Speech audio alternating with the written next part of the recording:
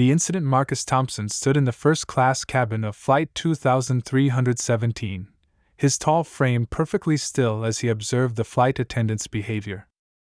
Over the past 15 years, he had built his tech company from a garage startup into a $50 billion empire, yet he still dressed simply a plain black sweater and dark jeans that didn't scream billionaire. "Excuse me," he said politely, raising his hand to catch the attention of the flight attendant who had been deliberately ignoring him for the past 20 minutes. The woman, whose name tag read Lisa White, turned with visible annoyance, her lips pursed as if she tasted something sour. "What is it now?" she asked, not bothering to hide her disdain. Her eyes swept over his casual attire, making assumptions that would soon prove costly. "My drink has been empty for a while," Marcus said calmly, gesturing to the glass. "Could I get a refill of water, please?" Lisa's nostrils flared. She had been perfectly pleasant to other first-class passengers, practically fawning over the elderly white couple across the aisle. But for Marcus, she had nothing but contempt. "You'll have to wait," she snapped, turning to walk away. Marcus gently touched her elbow. "Ma'am, I've been waiting for 20 minutes, and I've seen you refill other passengers' drinks 3 times. The touch, though light, was all the excuse Lisa needed. She spun around, her face contorted with anger. "Don't you dare touch me!" she shrieked, drawing attention from throughout the cabin. Before anyone could react, her hand flew through the air, connecting with Marcus's cheek with a crack that seemed to echo through the suddenly silent cabin. The sound of dozens of phones being pulled out filled the air as passengers rushed to record what was happening. Marcus didn't move. He didn't raise his hand to his stinging cheek. He didn't shout or threaten. Instead, he smiled a small, calm smile that should have terrified Lisa far more than any angry outburst. "Thank you," he said softly, pulling out his phone. "This has been most illuminating." The cabin erupted into chaos. Other flight attendants rushed forward, finally recognizing who they had on board. One of them, a younger man named James, went pale as he watched Marcus Thompson, founder and CEO of Thompson Tech, philanthropist, and one of the most influential people in the technology sector, calmly dial a number. "Get me Thomas," Marcus spoke into the phone, his voice carrying in the now hushed cabin. "Yes, it's urgent." He paused, listening. "Thomas, I need you to contact our legal team immediately." "Yes, and call Robert from PR. We have a situation that requires immediate attention." Lisa's face, which had been flushed with righteous anger moments before, began to lose its color as realization dawned. Another flight attendant was urgently whispering in her ear, likely explaining exactly who she had just assaulted. "Sir, I didn't," Lisa stammered, her confidence evaporating like morning dew in the desert sun. Marcus held up one hand, silencing her instantly. "I believe you've done quite enough, Ms. White. The rest of this conversation will be between my lawyers and your employers." He turned to James, who was hovering nearby. "I'd like to speak to the captain, please. And I'll need the names of everyone who witnessed this incident." Phones continued recording as Lisa was escorted to the back of the plane, her face ashen. Passengers who had witnessed her previous behavior began speaking up, offering their videos and testimonies. The elderly couple across the aisle looked mortified, realizing they had been unwitting props in Lisa's display of prejudice. Marcus sat back in his seat, finally touching his cheek where a red mark was forming. He pulled out his tablet and began typing rapidly, his fingers flying over the screen as he composed a series of emails. To any observer, he appeared perfectly calm, merely a businessman catching up on work. But behind his composed exterior, Marcus's mind was already racing ahead, plotting a response that would turn this moment of humiliation into an opportunity for lasting change. Lisa White had no idea what she had just set in motion, but she would learn soon enough. In the cockpit, the captain received the message about what had transpired and immediately began emergency protocols for handling a serious incident. In the next few minutes, This story would begin spreading across social media like wildfire, but that was just the beginning. Marcus Thompson didn't believe in simple revenge. He believed in transformation. Initial aftermath. The next 2 hours on Flight 2317 were the longest of Lisa White's career. Confined to the crew area at the back of the plane, she watched her carefully planned future crumbling around her. Her hands wouldn't stop shaking as she checked her phone, already seeing the first video clips appearing on social media. Meanwhile, Marcus Thompson had turned his first-class seat into a mobile command center. His tablet displayed 4 different chat windows while he spoke quietly into his phone. "No, Thomas, I don't want her arrested," he said, his voice low but firm. "That's not the point of this exercise." The airline's emergency response team was already in chaos. Regional Manager David Peters had been enjoying his Sunday brunch when the calls started coming in. Now he sat in his home office, tie hastily knotted, watching video after video of his employee assaulting one of the world's most influential tech leaders. Sir James, the young flight attendant, approached Marcus with a fresh glass of water. "The captain asked me to tell you that we've contacted ground control. They'll have security waiting when we land." Marcus nodded, then gestured for James to lean closer. "Tell me something," he said quietly. "How long has she been like this?" James swallowed hard, glancing toward the back of the plane. It's not my place to." "It is now," Marcus interrupted gently. "This isn't about one incident, is it?" "No, sir," James admitted. "There have been complaints. But she's been here 15 years, and she's friends with some of the supervisors." Marcus typed something into his tablet. "Thank you, James. That's very helpful." In the main cabin, passengers were still buzzing with excitement. Many were frantically posting their videos online, adding their own commentary about Lisa's earlier behavior. The elderly couple from across the aisle had asked to speak with the crew, insisting on providing statements about how differently they had been treated. "The videos are everywhere," Thomas reported through Marcus's earpiece. "Major news networks are picking them up. Do you want us to make a statement?" Marcus watched as a flight attendant delivered a comfort kit to Lisa, who sat crying in the back galley. "Not yet," he replied. "Let's see how the airline handles this first. Have you found anything interesting about Ms. White?" "Yes, actually," Thomas's voice held a note of surprise. "She's not just a flight attendant. She's been taking business courses at night. Has quite a bit of savings built up too. According to her social media, she's been planning to start her own regional airline service." A slow smile spread across Marcus's face. "Now that is interesting. Very interesting indeed. Look into every aspect of her business plan. I want to know her potential investors, target routes, everything." "Already on it," Thomas replied. "But there's more. She's been posting some problematic content online. Private groups, but our team found them very different from her professional image." The plane began its descent, and Marcus looked out the window at the approaching city. "Send everything to the legal team." "But Thomas?" "Make sure nothing leaks. We're not going to destroy her, sir. We're going to educate her. And maybe change an industry in the process."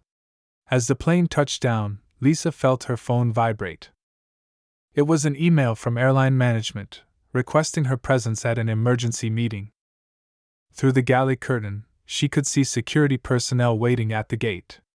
Marcus stood as the plane reached the gate, gathering his things unhurriedly. Other passengers kept glancing at him, wondering what would happen next.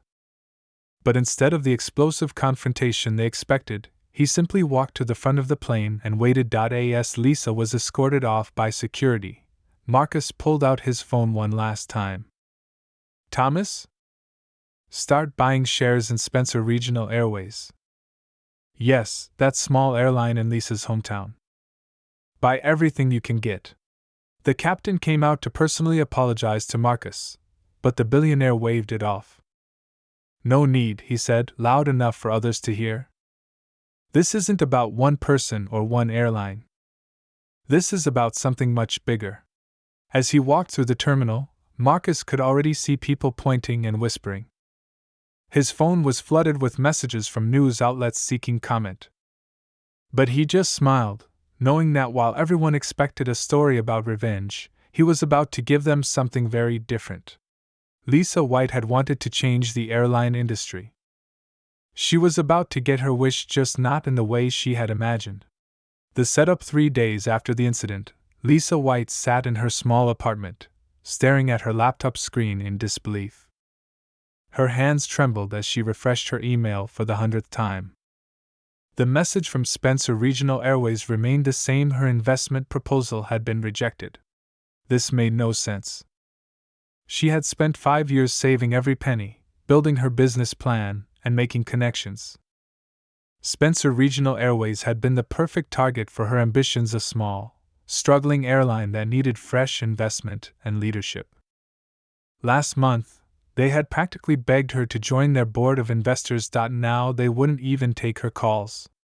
Meanwhile, in the gleaming headquarters of Thompson Tech, Marcus Thompson studied a holographic display of airline routes across the country. Thomas Miller, his chief strategist, stood nearby with a tablet in hand. "It's done," Thomas reported. "We now own 51% of Spencer Regional Airways through various shell companies. Lisa White has no idea we're involved." Marcus nodded, his fingers tracing a flight path on the holographic map.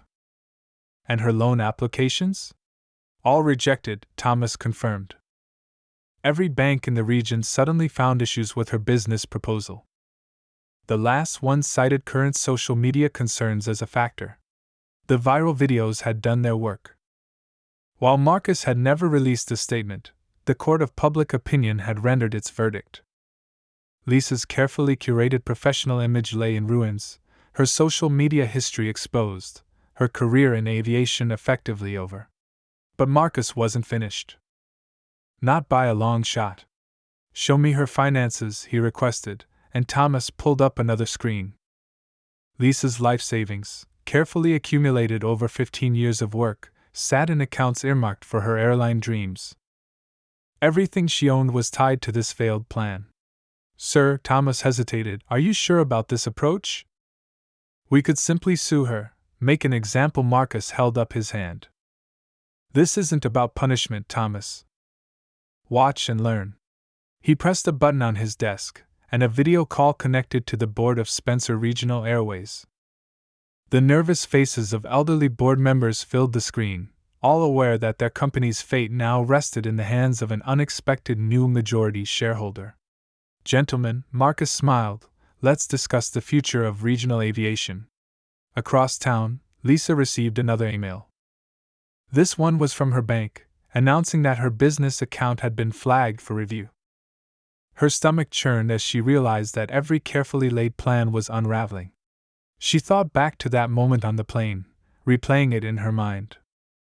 The sound of her hand striking Marcus's face haunted her dreams. But it wasn't the slap that truly frightened her now, it was his smile afterward. That calm, knowing smile that suggested he could see every hope and dream she held dear. Her phone rang. It was James, her former colleague from the airline. "Lisa," he sounded worried, "have you seen the news? Spencer Regional just announced a major reorganization. They're being bought out by some investment group." The room seemed to spin around her. Spencer Regional was her last hope, the cornerstone of all her plans. Without them. "There's more," James continued. "The new owners are implementing some kind of revolutionary training program. Something about transforming airline culture and addressing systemic bias." Lisa's hands went numb. She knew, with sudden crushing certainty, who was behind this. Back at Thompson Tech, Marcus reviewed the proposal for the new training program.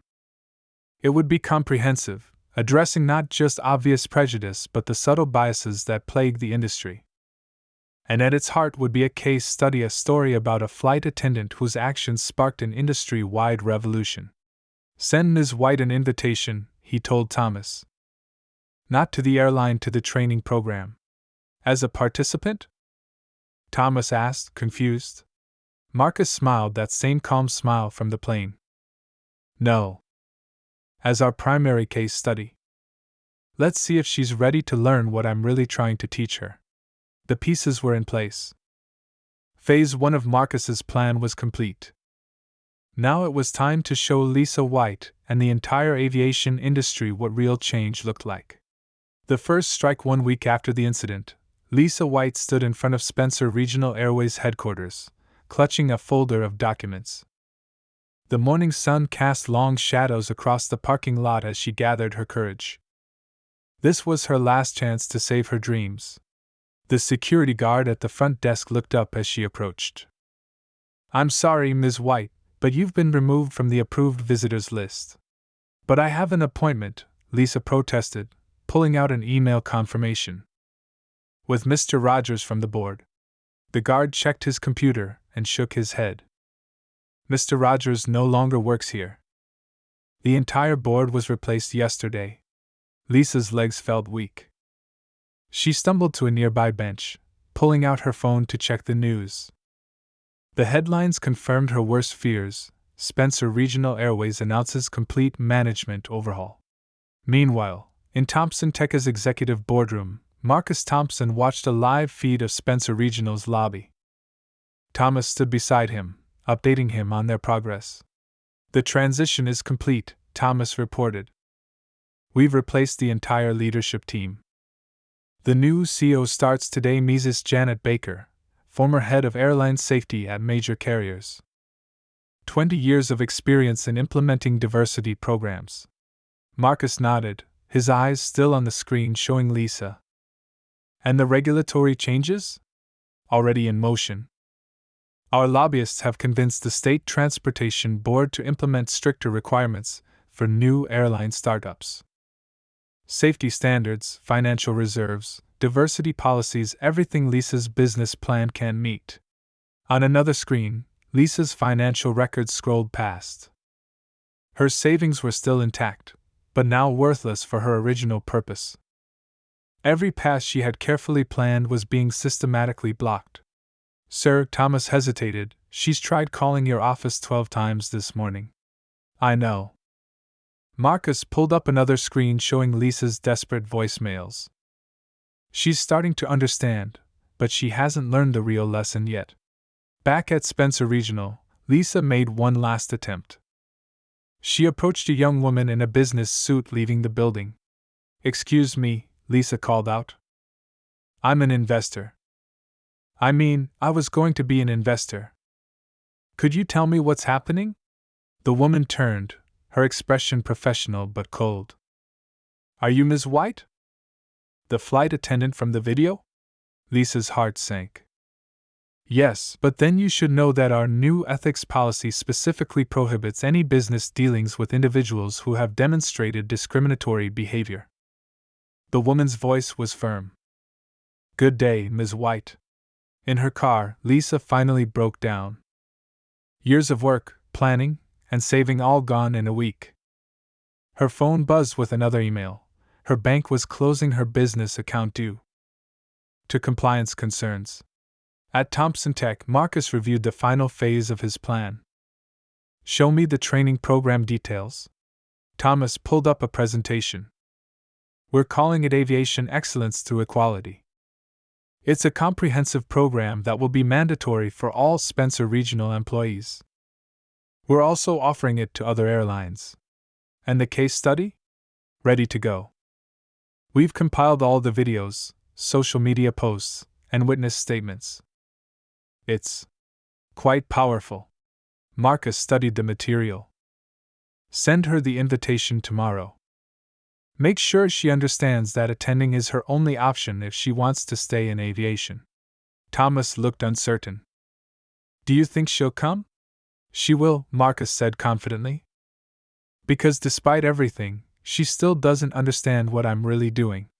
Later that evening, Lisa sat in her apartment, surrounded by her now useless business plans. Her phone rang. It was James again. "Lisa," he said quietly, "you need to see this." Spencer Regional just announced their new direction. They're becoming a training hub for the entire industry. Something about transforming airline culture. Lisa's breath caught as she pulled up the announcement. There, in clear corporate language, was the description of her own dream twisted and transformed into something she never imagined. In his office, Marcus made one final call. It's time for Phase 2, he told Thomas. Tomorrow, we show Ms. White what real change looks like. The sun set on another day, but for Lisa White, the darkest part of her journey was just beginning.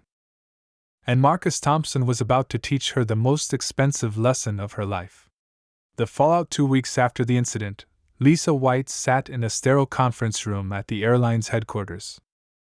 Across from her, 3 stern-faced executives reviewed a thick folder of evidence. The internal investigation had been thorough, pulling together not just a viral video, but years of passenger complaints that had somehow been misplaced by her former supervisors. Ms. White, the head of Human Resources, spoke first, her voice carefully neutral. We've reviewed all the materials, including your social media history. Would you like to make any additional statements before we announce our decision? Lisa's hands twisted in her lap. Through the glass walls, she could see other employees hurrying past, carefully avoiding eye contact. The same people who used to greet her warmly now treated her like she carried a contagious disease. Meanwhile, Marcus Thompson stood in his private jet, watching the live feed of Lisa's hearing on his tablet. The jet was parked at a small airfield where Spencer Regional Airways was based. The lawsuit papers are ready, Thomas reported, handing him a document. Our legal team says it's one of the strongest discrimination cases they've ever seen. Marcus skimmed the papers but didn't sign them. Hold for now. I want to see how she handles this moment. Back in the conference room, Lisa fought back tears as the HR director continued reading from her file. 17 documented incidents of differential treatment based on race. 32 passenger complaints mysteriously resolved without investigation. Social media posts showing clear bias, despite your public claims of professionalism. Each word felt like another nail in her career's coffin. The worst part was knowing that Marcus Thompson hadn't created any of this evidence, he had simply exposed what was already there. In light of these findings, the HR director concluded, effective immediately, you are suspended without pay pending final review. Your flight credentials are temporarily revoked. Lisa's world spun. Without her flight credentials, she couldn't work for any airline. Her dream of starting her own company had already been destroyed, and now even her backup plans were crumbling. Please, she whispered, I can explain. Ms. White, another executive cut in. The time for explanations was before you assaulted one of our first-class passengers. Mr. Thompson's lawyers have been surprisingly patient, but we understand they're preparing legal action. In his jet, Marcus watched Lisa's face crumple. Thomas shifted uncomfortably beside him. Sir, the media is starting to dig deeper. They're calling you ruthless, saying you're using your power to destroy her life. Marcus smiled slightly. Let them. They haven't seen the real plan yet. He pulled up another screen showing the progress on Spencer Regional's transformation. Construction crews were already renovating their training center. New hiring policies were being implemented. Change was happening at lightning speed. Back at headquarters, Lisa stumbled out of the conference room. Her phone was flooded with messages from former colleagues distancing themselves. News outlets wanted comments. Her social media accounts were overwhelmed with angry responses. As she reached her car, another email arrived. This one was different, an invitation to attend the inaugural session of Aviation Excellence Through Equality at Spencer Regional Airways.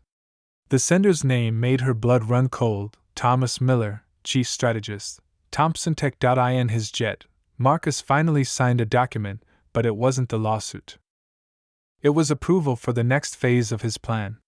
Send out the press release, he instructed Thomas. It's time to show everyone what we're really building here. And Lisa? Thomas asked.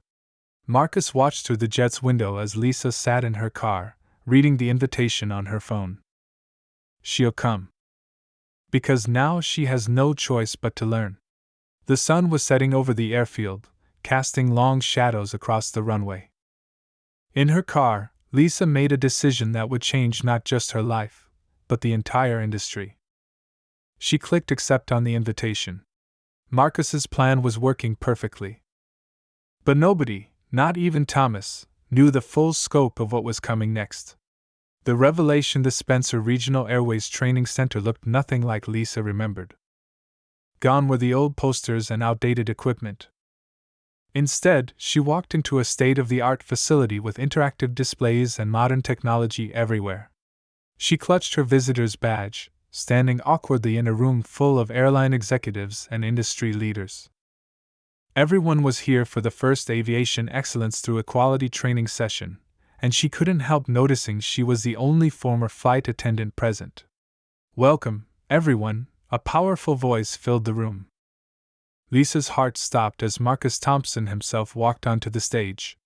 He looked different from the man she'd slapped on the plane. Today he wore a sharp business suit, his presence commanding instant respect. His cheek no longer showed any mark from her hand, but the memory made her want to sink into the floor. 3 weeks ago, Marcus began, an incident occurred that many of you have seen online. Today, we're going to learn from it. He clicked a remote, and the viral video of Lisa slapping him played on the giant screen. Lisa wanted to run, but her feet seemed glued to the spot. The room was deadly quiet. "Ms. White," Marcus called out, "would you please join me on stage?" Every head turned toward her. Lisa felt her legs trembling as she walked to the stage, expecting humiliation. Instead, Marcus gestured to an empty chair next to his podium. "Ladies and gentlemen," Marcus continued, "you probably expect me to condemn Ms. White. To use my resources to destroy her career and seek revenge. That would be easy." He paused, looking directly at Lisa. "But it would also be wasteful." The screen changed to show statistics about discrimination in the airline industry. Years of data, thousands of incidents, patterns that had been ignored for decades. "What happened to me wasn't unique," Marcus explained. "It was just unusual because it happened to someone with the power to do something about it. Ms. White didn't create these problems, she's a product of a system that allowed them to flourish." Lisa sat frozen, tears running down her face as Marcus revealed the true scope of his plan. "Spencer Regional Airways isn't just changing its policies," he announced. "We're becoming the industry's first center for aviation excellence and equality. Every airline that wants to work with Thompson Tech's travel platforms will send their staff here for training." The screen showed architectural plans for a massive expansion. Training facilities, research centers, and a complete transformation of the small regional airline into something revolutionary. "Ms. White had a dream of changing the airline industry," Marcus said, surprising Lisa. "Today, she's going to help us do exactly that by showing everyone what needs to change." He turned to her, his expression serious but not unkind. "Your experience, your mistakes, and yes, your prejudices, will help us teach others. You'll be our first case study, helping future aviation professionals understand the cost of bias and the importance of true equality." Lisa found her voice, though it shook. "Why? Why are you doing this?" Marcus smiled, not the calm, knowing smile from the plane, but something more genuine. "Because true change doesn't come from destroying people. It comes from transforming them." He addressed the room again. "Everyone here will go through this program. Then you'll take what you've learned back to your airlines. We're not just changing policies, we're changing culture." Thomas appeared at the back of the room, giving Marcus a thumbs up. The press release had gone out. By tomorrow, every major airline would know about the new requirements for working with Thompson Tech. "Ms. White will be sharing her story with each training group," Marcus concluded. "Not as a villain, but as someone who learned the hard way what needs to change." Lisa sat there, understanding finally dawning. This wasn't revenge, it was revolution. And somehow, impossibly, she was being offered a role in it. Marcus extended his hand to her. Ready to help change the industry, Ms. White? This time, the right way? The room held its breath, waiting for her response.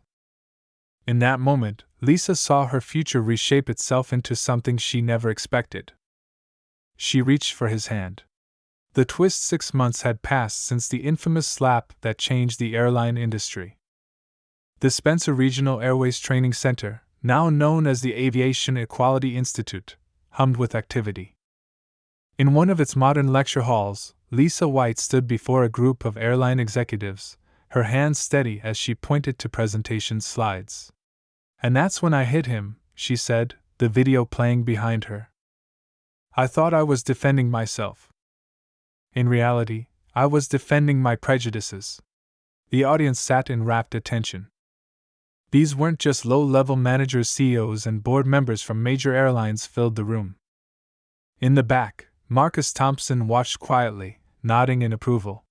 Since then, Lisa continued, over 2,000 airline employees have gone through this program. Passenger complaints about discrimination have dropped by 60% at participating airlines. Thomas slipped into the room, handing Marcus a tablet with breaking news. The largest airline in the country had just announced it would adopt the Institute's training program. Marcus smiled, knowing his plan was spreading faster than even he had expected. After the presentation, Lisa gathered her materials while the executives filed out. Many stopped to shake her hand, the same hand that had once struck Marcus. The irony wasn't lost on her. "Impressive work," Marcus said, approaching the podium. "You've come a long way from that day on the plane." Lisa nodded, still feeling a mix of shame and gratitude whenever she spoke to him. "I never thought. I mean, when you bought Spencer Regional, I thought you were just destroying my dreams." "Sometimes," Marcus replied, "our dreams need to be broken so something better can grow in their place." He gestured for her to follow him. They walked through the facility, passing classrooms where flight attendants studied cultural sensitivity, pilots reviewed case studies on bias, and airline managers learned about systemic discrimination. What had once been a small regional airline was now the heart of an industry-wide transformation. "There's something I need to show you," Marcus said, leading her to his office. On his desk lay a familiar-looking business plan, her original proposal for starting an airline. "My old plan," Lisa whispered. "But why?" "Read the last page," Marcus instructed. Lisa turned to the final page, and her eyes widened. There, in fresh ink, was an approval stamp from Thompson Tech's investment division. "I don't understand," she stammered. Marcus leaned against his desk. "You wanted to change the airline industry. Your methods were wrong, but your instincts about needed changes were right. Now that you've learned the right way to create change, I think it's time to revisit your dream." Thomas entered with another document, a contract naming Lisa as the future CEO of a new airline subsidiary focused on implementing equality programs across the industry. "But after everything I did..." Lisa couldn't finish the sentence. "The best teachers are those who have learned from their mistakes," Marcus explained. "You've helped transform thousands of aviation professionals. Now it's time to take the next step." The contract included provisions requiring all staff to complete the Institute's training and maintaining the highest standards of equality in the industry. It wasn't just an airline, it was a model for what aviation could become. "This isn't forgiveness," Marcus clarified, seeing her tears. "This is investment in change. You've proven you can learn, grow, and lead others to do the same." Outside the office windows, a new sign was being installed on the training center: Aviation Equality Institute, a Thompson Tech initiative for industry transformation. Lisa looked at the contract, then at Marcus. "Why did you really do all this? You could have just sued me, destroyed my career, and been done with it." Marcus smiled that knowing smile again, but now it held no fear for her. "Because revenge ends in destruction, but transformation creates something new. You're not the same person who slapped me on that plane. And this industry won't be the same either." He held out a pen. "Ready to really change the world this time?" Lisa took the pen, her hand steady. As she signed her name, she realized that Marcus's revenge hadn't been destruction, it had been rebirth. For her, and for an entire industry. The impact 1 year after the slap that echoed through the aviation industry, Marcus Thompson stood at the podium of the National Aviation Conference. The massive convention center was packed with industry leaders, media representatives, and airline professionals from around the country. Today, Marcus announced, we celebrate a milestone. Over 10,000 aviation professionals have completed the Aviation Equality Institute's training program. But numbers alone don't tell the whole story. Behind him, a series of graphs showed dramatic decreases in discrimination complaints across participating airlines. Customer satisfaction scores had soared, and employee retention rates had improved significantly. In the front row, Lisa White sat wearing the sleek uniform of her new airline, Transformative Airways. Her company had become the testing ground for the Institute's most innovative practices, showing the industry what true equality in aviation could look like.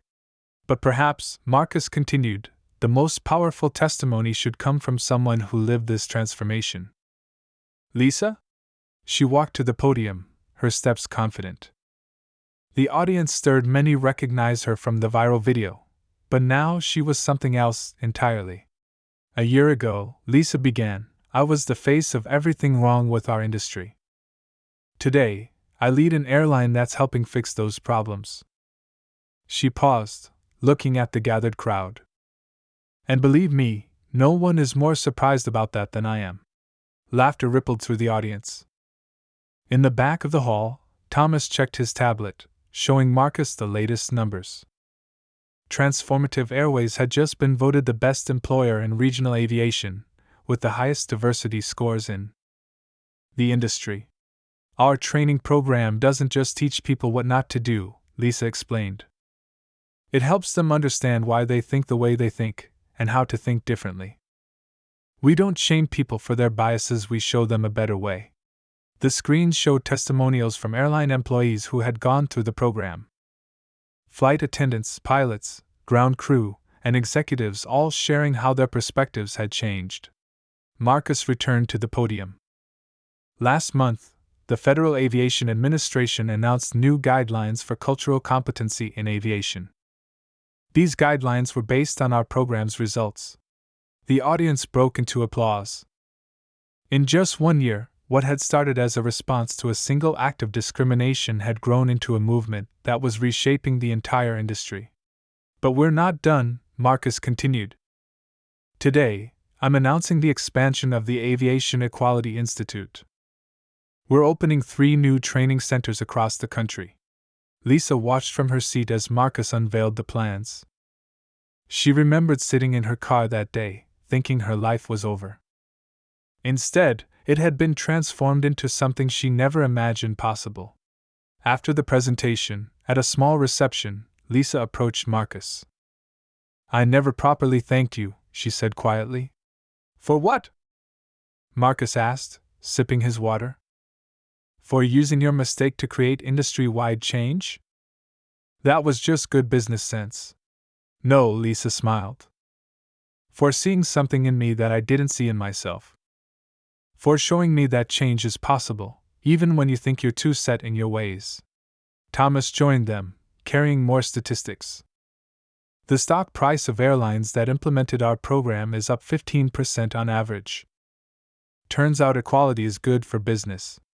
Marcus nodded, but his attention was on a group of young aviation students during the conference. They came from diverse backgrounds, each wearing badges identifying them as scholarship recipients from the Institute. That's the real impact, he said, pointing to the students. They'll never know an aviation industry where discrimination is acceptable. They'll take what we've built and make it even better. Lisa watched the students too, remembering her own early days in aviation. We're really changing things, aren't we? No, Marcus corrected her gently. You are. I just opened the door. You're the one who walked through it and showed others the way. The conference continued around them, but in that moment, both Marcus and Lisa knew they had created something that would outlast them both. The slap that was meant to divide had instead united an industry in transformation. The resolution 5 years had passed since the incident that changed the aviation industry forever.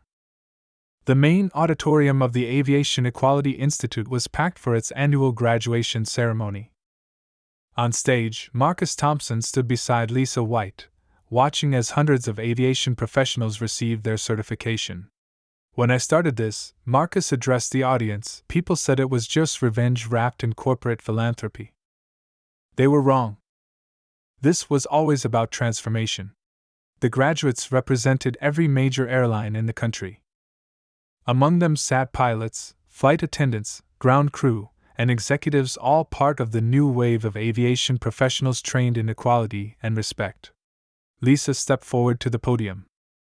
She looked different now, confident, poised, and peaceful. The angry flight attendant from 5 years ago was gone, replaced by someone who had found her true calling. Today marks our 10,000th graduate, she announced. But more importantly, it marks 5 years since discrimination complaints in participating airlines dropped by 90%. 5 years since we proved that change isn't just possible, it's profitable. In the front row, Thomas sat with a tablet displaying the latest industry statistics. Transformative Airways had grown from a small regional carrier into a major player, known for its exceptional service and inclusive culture. Other airlines had followed their lead, transforming the industry's reputation. But numbers don't tell the whole story, Lisa continued. She gestured to a young flight attendant in the audience. Maria, would you stand up? A young woman rose, smiling nervously. Maria joined the industry last year, Lisa explained. In the old days, she might have faced discrimination, might have been passed over for promotions. Instead, she's already been promoted to lead flight attendant, based purely on her exceptional performance. Marcus watched from his chair, remembering that day on the plane. Who could have guessed that a moment of prejudice would lead to this? The Institute had become more than a training center, it was a beacon of change for the entire industry. And now, Lisa said, her voice growing emotional, I have an announcement to make. Starting next month, the Aviation Equality Institute will expand beyond airlines. We're opening our programs to hotels, restaurants, and other service industries. The audience erupted in applause. Marcus stood, joining Lisa at the podium. 5 years ago, he said, Ms. White slapped me on a plane. The audience grew quiet. Today, she helps lead an organization that has transformed an industry. That's not just a story of redemption, it's proof that anyone can change, if given the right opportunity. After the ceremony, Lisa and Marcus walked through the Institute's halls. They passed walls lined with photos showing the evolution of their work, from that first viral video to news coverage of their success, awards, and recognition. Did you know it would turn out like this? Lisa asked, stopping at a photo of their first graduating class. Marcus smiled. I knew the industry needed change. But you're the one who showed everyone how to make that change real. You turned your biggest mistake into your greatest strength. Thomas approached them with more good news. The government wants to make our training program mandatory for all commercial airlines, he reported. And to think, Lisa mused, this all started with a slap. No, Marcus corrected her. It started with a decision, your decision to learn from that moment instead of being destroyed by it. They reached the Institute's entrance, where a new statue had been unveiled. It showed 2 hands, one raised as if to strike, the other extended in friendship. The plaque read, Transform, Don't Destroy. Founded 2024. Outside, a new class of aviation professionals was arriving for training. They came from all backgrounds, all walks of life, each ready to learn and grow. Ready for another 5 years? Marcus asked Lisa. She watched the new students entering, remembering her own journey. No, she replied with a smile. I'm ready for a lifetime of this. As the sun set behind the Institute, its shadow stretched across the runway where planes took off and landed. Each aircraft carried professionals trained in their program, spreading change across the skies, one flight at a time. The slap that could have ended a career had instead launched a revolution. And somewhere high above, in the friendly skies, aviation had become what it was always meant to be: a bridge between people, connecting humanity with respect, dignity, and understanding.